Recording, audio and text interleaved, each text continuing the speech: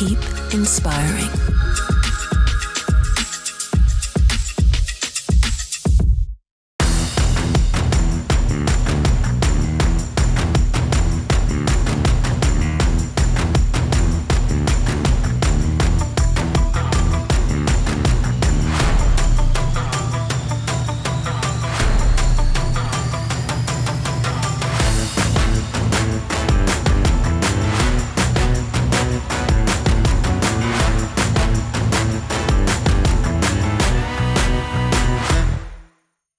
Milí priatelia, srdečne vás vítam pri sledovaní dnešného videa, v ktorom sa budeme baviť o tomto skvelom profesionálnom reportážnom objektíve Nikkor Z 70 na 200 mm vo svetelnosti f2.8 VRS verzia rímska 2.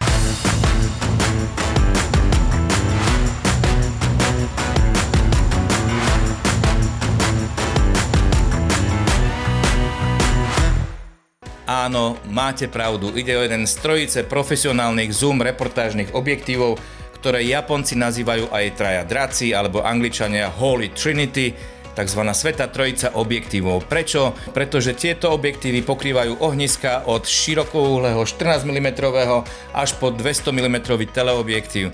Sú utesnené voči nepriaznivým vplyvom počasia, sú vo svetelnosti f2.8 a sú naozaj vybudované na najvyššej profesionálnej úrovni.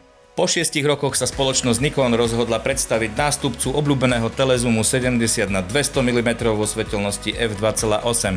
Tento objektív si získal neskutočne veľa priaznivcov medzi profesionálnymi fotografmi a bol a je stále skvelou voľbou, ktorá je veľmi rýchla, ostrá, ale ako čas beží, takisto technológie sa vylepšujú a preto dnes predstavujeme nový objektív, ktorý má hneď niekoľko dizajnových vylepšení.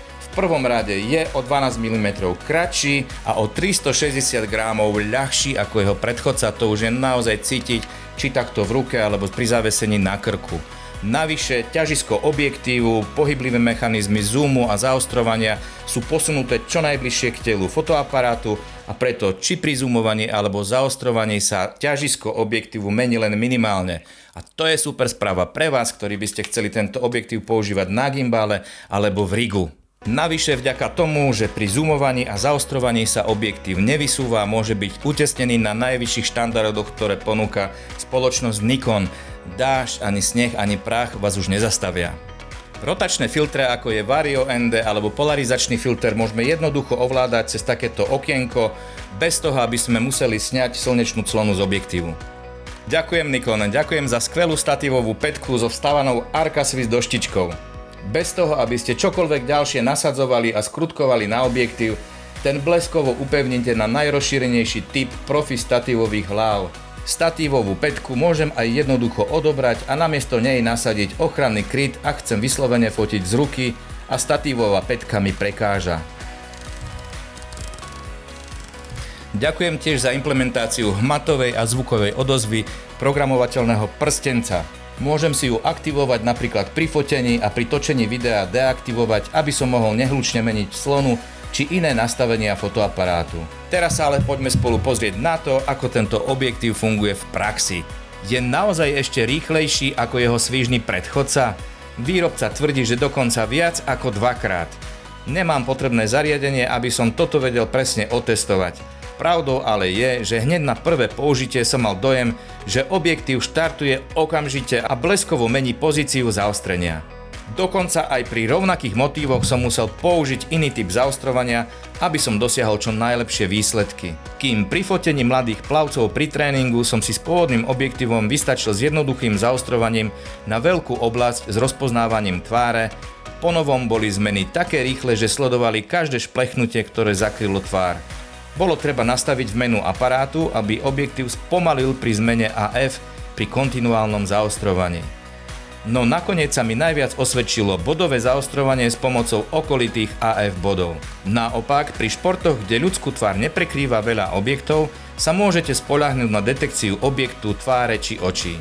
Čo je pozitívne, objektív naozaj presnejšie zaostruje pri kontinuálnom snímaní, kontinuálnom zaostrovaní a pri súčasnej zmene ohniska. Určite si viete predstaviť, blíži sa lyžiar, objektív máte na 200 mm ohnisku, aby ste mali lyžiara dostatočne veľkého. No ako sa bleskovo blíži, zrazu by sa nezmestil do záberu. A preto zároveň pri snímaní odzumujete na širšie ohnisko. A to všetko pri sériovom snímaní 20 snímok za sekundu. Nie je to nejaký problém, napriek tomu, že lyžiar preletí tesne popri vás, to sa mi veľmi páči. O obrazovej kvalite asi nemá zmysel veľmi diskutovať. Už predchodca bol vyladený voči všetkým aberáciám, optickým chybám, bol nesmierne ostrý a presný a výnimkou nie je ani tento objektív. Všimnite si fotky vody v protisvetle. Práve ostré hrany a lesklé okraje sú ako stvorené na to, aby odhalili akúkoľvek aberáciu. No nevidno tu vôbec nič, iba verné zobrazenie farieb, vysoký kontrast a prekreslenie detailov v celom obrazovom poli. Podobne je to so zasneženou krajinou či v kontraste bieleho snehu a tmavého lyžiara. Optický výkon tohto zoom objektívu je jednoducho bezprecedentný. No a ešte jedna bonusová vlastnosť, objektív dokáže bližšie zaostriť na všetkých ohniskách ako predchodca. Nie je to makroobjektív, ale práve pri reportážach či dokumentoch môžete túto vlastnosť využiť a nafotiť atraktívne detaily. Aj pri detailoch a rovnako pri portrétoch hrá dôležitú úlohu bokeh. Výrazný a hladký bokeh dáva vyniknúť objektu a zvýrazňuje 3D v obraze. Vďaka jednoduchšej optickej konštrukcii a 11-lamelovej clone s lamelami oblúkovitého tvaru sú rozostrené svetla vykreslené okrúhlejšie s mäkkými prechodmi tvarov v pozadí i v popredí objektu. Objektív tak slúži ako všestranný nástroj nielen na snímanie akcie, športu a pohybu, ale aj na profesionálne portréty. No a vďaka bezchybnej kresbe a optickému výkonu by ho mohli používať aj krajinári, ktorí ocenia pixelovú ostrosť, vysoký kontrast a odolnosť voči protisvetlu.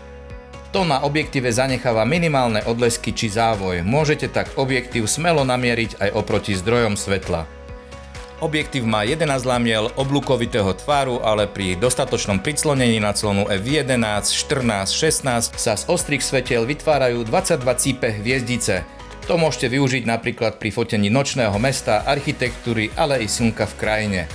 Už teraz sa teším na ďalšiu časť, v ktorej si ukážeme, ako sa objektív správa pri natáčaní videa alebo napríklad aj v kombinácii s telekonvertorom.